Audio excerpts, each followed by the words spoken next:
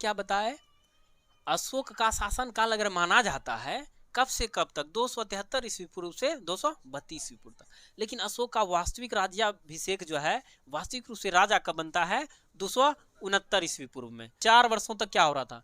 तो हम अगर सिंहली जनश्रुति पुस्तक है, ग्रंथ है, उसके महाबोधि वंश, तारानाथ इत्यादि का माने तो क्या कहा, इन्होंने जो है अशोक के द्वारा 99 भाइयों का हत्या करके सिंहासन प्राप्त किया। तो इसमें कहा गया है जो 4 वर्षों तक गद्दी पर नहीं बैठा, 4 वर्ष तक क्या कर रहा था, अपने भाइयों का वध कर रहा था, अपने भाइयों को मार रहा था। ठीक है, 99 भाई को मारा और 99 भाई को मार के गद्दी पर बैठा, और 99 भाई को मारने में कितने दिन लग गए उसको, 4 वर्षों का समय लग गया। ठीक है, लेकिन पहले तो शासक बन गया था कहाँ कहाँ का, इस शासक तक्षशिला था पहले से, बिंदुसार के पहले से कहाँ का शासक था, तक्षशिला का, उज्जैन का राज्यपाल भी था।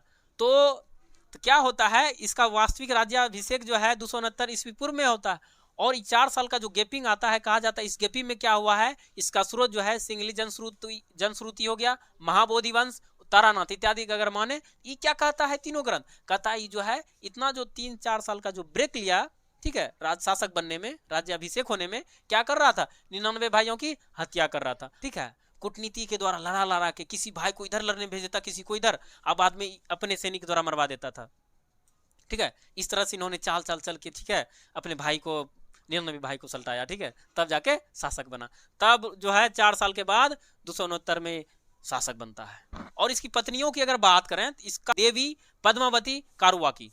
ठीक है, इनकी पत्नियों का क्या क्या नाम था, देवी पद्मावती कारुवाकी। और इसमें से अगर प्रमुख पत्नी की बात करें जिससे पुत्र और पुत्री की प्राप्ति हुई थी, तो देवी से इसे जो है एक पुत्र एक पुत्री की प्राप्ति हुई थी। ठीक है, पुत्र का नाम था महेंद्र और पुत्री का नाम था संघमित्रा।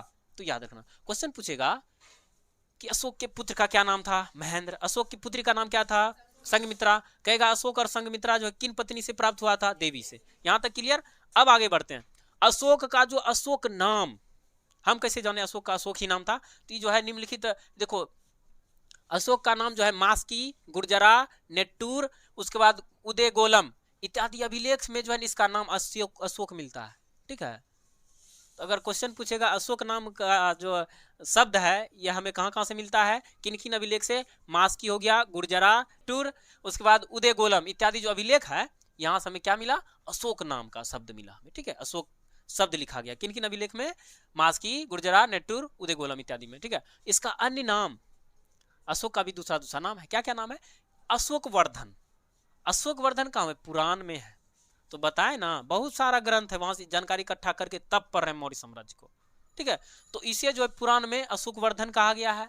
और दीप वंश जो बौद्ध ग्रंथ है इसमें कहा गया है करमोली कहा गया। क्या कहा गया, करमोली। अगर क्वेश्चन पूछेगा कि अशोक का दूसरा नाम करमोली है, इसका जानकारी में कहां से मिलता है, दीप वंश से। दीप वंश क्या है, दीप वंश बौद्ध ग्रंथ है। क्या है, बौद्ध धर्म का ग्रंथ। यहां तक क्लियर। तो समझ गए कि इसका 2 नाम, एक अशोक वर्धन, दूसरा करमोली। अशोक वर्धन कहां मिलता है, पुराण से, उसके बाद करमोली कहां मिलता है, दीपवंश से। आगे बढ़ते हैं, क्या बताए कि सिंहली जनश्रुति, महाबोधि वंश, तारानाथ इत्यादि से हमें जानकारी मिलता है अशोक जो है 99 भाइयों की हत्या करके सिंहासन प्राप्त करता है। और इसी गैपी में जैसे समझा दिए, 4 साल का जो ब्रेक हुआ सिंहासन पर बैठने का, वास्तविक रूप से राज्याभिषेक होने का, तो इसी समय में क्या कर रहा था, भाइयों की हत्या कर रहा था। कितने भाई को मारा, 99 भाइयों के। और 99 भाई को जो मारा, कहाँ से हमें जानकारी मिलता है, 2-3 ग्रंथ है। पहला सिंहली जनश्रुति, महाबोधि वंश, उसके बाद तारानाथ इत्यादि में मेंशन है। उसके बाद आगे बढ़ते हैं, इसका उपाधि, इसका उपाधि क्या क्या था, देवानाम पिय पियदसी। देखो प्राकृतिक भाषा में लिखा गया है। ठीक है, देवानाम पिय पियदसी, इसका मतलब होता है देवों का प्यारा। ठीक है, तो देवा नाम प्रियदर्शी या देवों में प्रिय किसको कहा गया है, अशोक को। देवों में प्रिय किसको कहा गया है, अशोक को। यानी देवों का प्यारा किसको कहा गया, अशोक को। और ये उपाधि था क्या, देवा नाम पियदर्शी। उसके बाद राजतरंगनी से, राजतरंगनी किसके द्वारा लिखा गया, कलहन के द्वारा लिखा गया। किसके द्वारा,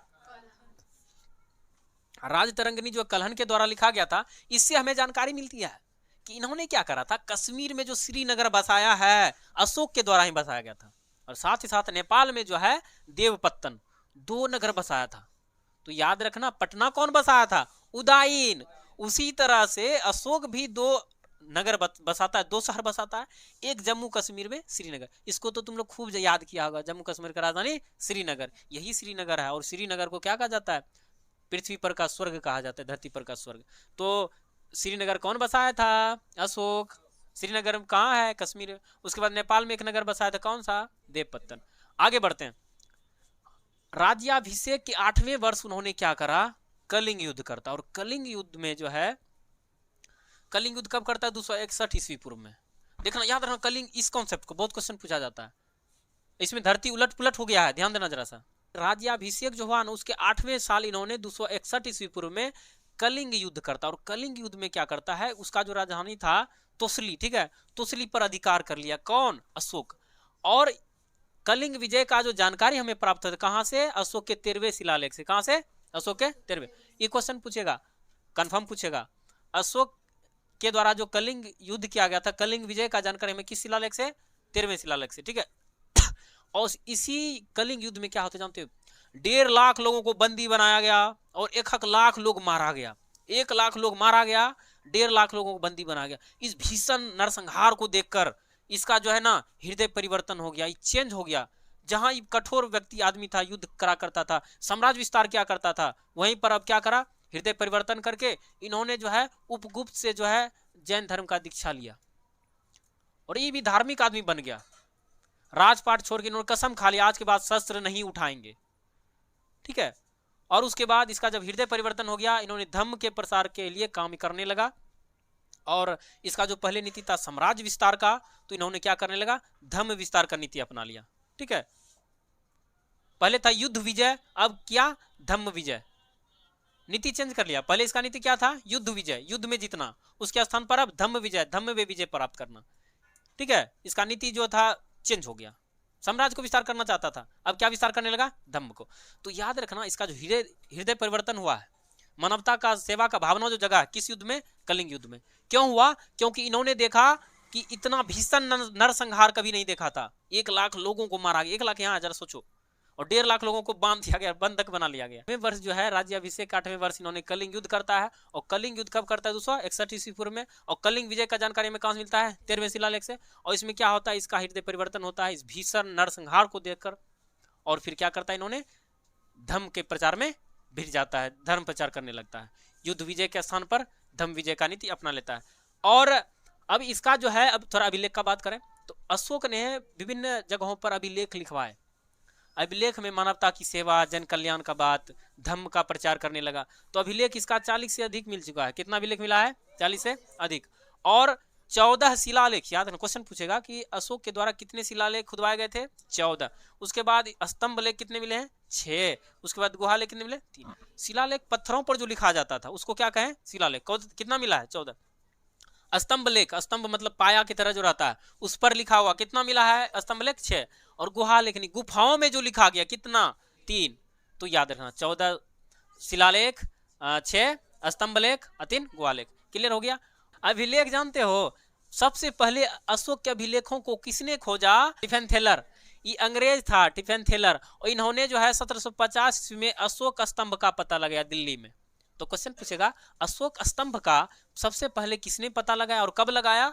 ठीक है, टिफेन थेलर ने लगाया 1750 में। कहा में? दिल्ली का जो अशोक स्तंभ था उसको ढूंढा। और अशोक का स्तंभ तो ढूंढ लिया, लेकिन अशोक के अभिलेख को सबसे पहले किसने पढ़ा? जेम्स प्रिंसेप ने पढ़ा। किसने पढ़ा? जेम्स प्रिंसेप ने। कब? 1837 में। क्वेश्चन पूछेगा अशोक का जो अभिलेख था उसको पढ़ने में कौन सफलता प्राप्त किया? James Prinsep. तो क्लियर हो गया, अशोक के अभिलेख को किसने पढ़ा? जेम्स प्रिंसेप ने। कब? 1837 में। बहुत इंपॉर्टेंट क्वेश्चन ये पूछेगा, ठीक है। उसके बाद अब लास्ट में क्या होता है? मौर्य वंश का जो अंतिम शासक था बृहद्रथ, 185 ईस्वी पूर्व के आसपास इसका शासन रहा। 185 ईस्वी पूर्व के आसपास बृहद्रथ। और इसी का हत्या करके जो है, इसी का एक सेनापति था। कौन था? पुष्यमित्र शुंग। इसके द्वारा इसका हत्या करके शुंग वंश का स्थापना किया जाता है। शुंग वंश आता है। कौन आता है? शुंग। इसका नाम है देखो ना, पुष्यमित्र शुंग। अब आएगा शुंग वंश। लेकिन इस शुंग जो है, शुंग बरकाटक नहीं है ना कि मर्डर किसी का तुरंत घुलट जाता है, ठीक है, शासन नहीं रहता इसका। क्लियर?